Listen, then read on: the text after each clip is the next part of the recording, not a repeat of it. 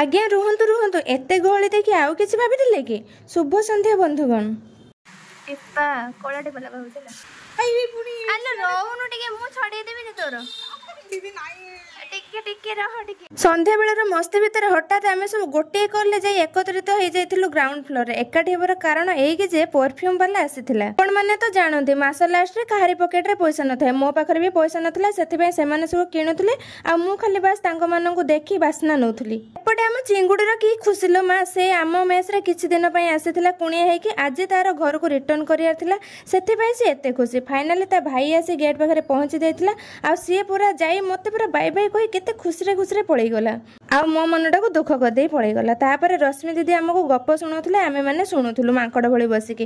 रात्रि मते भात न खाई सोले टोटली निद होने। आपण माने को रात्रि भात भल लागे कि रोटी भल लागे मते कमेंट करी निहे जणैबा। आज पे रहउचे पुणी आमे नया ब्लॉग रे देखाबा रहउचे। जय जगन्नाथ, टाटा।